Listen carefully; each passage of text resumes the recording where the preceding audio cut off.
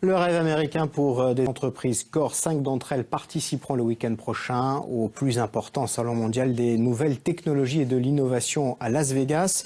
Une présence accompagnée et soutenue par l'ADEC, l'Agence de développement économique de la Corse. Alors que peut apporter un tel déplacement? Reportage de Pierre Nicolas et Pascal Alessandri.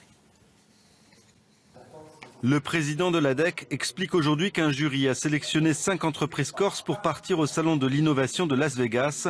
Les disqualifiés seront aidés, mais pour les heureux élus, c'est l'occasion de représenter une certaine jeunesse corse qui ne doit pas être à l'ombre de quelques réussites. On a tendance, et c'est heureux, à parler très souvent d'Oscaro, de Campusplex, de Corse Composite, etc. dans le domaine de l'innovation technologique ou dans d'autres sujets, notamment l'aéronautique. Il faut aujourd'hui parler de ces jeunes qui ont 20 ans, qui ont 25 ans, qui ont 30 ans, qui ont pris des risques, qui ont suivi des études, qui ont engagé des paris très difficiles dans le domaine de l'innovation et qui réussissent. Parmi ces jeunes entrepreneurs, les flatteurs de Bowker qui mettent en relation les chefs d'entreprise avec des jeunes compétents, et ça marche bien au-delà de l'île. Aujourd'hui, la Corse, c'est 8% de nos utilisateurs. Donc on a démarré ici, c'est notre laboratoire et c'est notre terrain de confort, je dirais, notre terrain de test. Et aujourd'hui, donc on se développe, on a autant de monde aujourd'hui en Belgique et en Angleterre qu'en Corse, mais ça reste des marchés à développer. Et d'où l'opportunité et la chance d'aller à Las Vegas.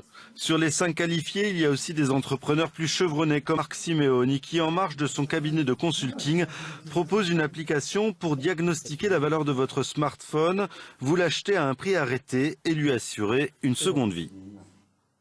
La folie, c'est de croire que si un projet est bon, parce qu'il vient de Bastia, on ne va pas le considérer. On est dans un monde, celui de l'économie numérique, où l'ouverture intellectuelle est totale, où la seule chose qui intéresse les investisseurs et les acteurs économiques, c'est l'opportunité du projet et la qualité de son exécution.